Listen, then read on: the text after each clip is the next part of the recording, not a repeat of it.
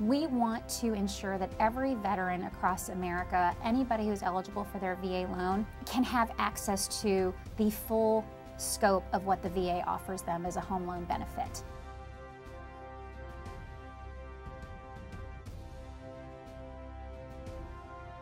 You'll see the number 41% debt-to-income ratio all over VA material.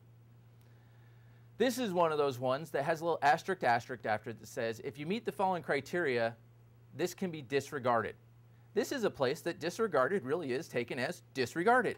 99% of our clients do meet that criteria, and 41% is not something we necessarily are held to. A lot of our clients are pushing closer to 50%. And sometimes you can even go over that. Why? The VA uses what's known as a residual income technique. It's a fancy word for budget. How much do I make? Take off what Uncle Sam takes. Take off what's going to go to your house. Take off everything else that goes to your credit cards, car payments, stuff that shows up on your credit report. What is left? Well, as long as that meets the VA guideline, you're golden. Well, what is left needs to cover what?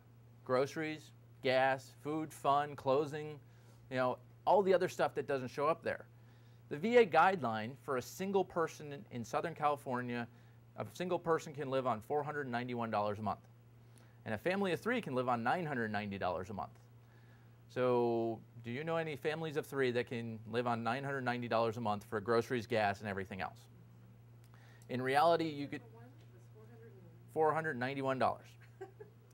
So if you purely went by VA guidelines, you could have somebody, live in a pretty tight lifestyle, which is why the banks have looked at these and said, that's too loose. We're going to tighten this up. We're going to limit people to, some banks say 41%, period.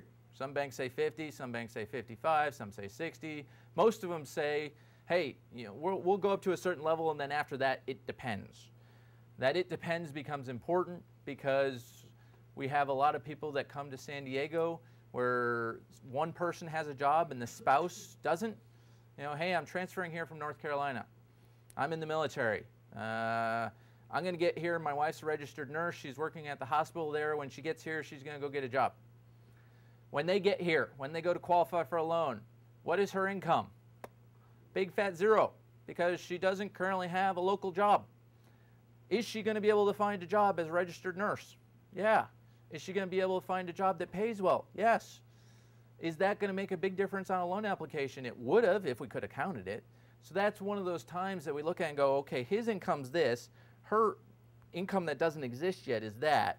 You guys, when you get those two together, we'll be able to afford this place just fine. That's when you get into that it depends of, okay, we'll push the envelope a little bit to stay within VA rules, but push the envelope a little bit to help those people qualify for a more appropriate house.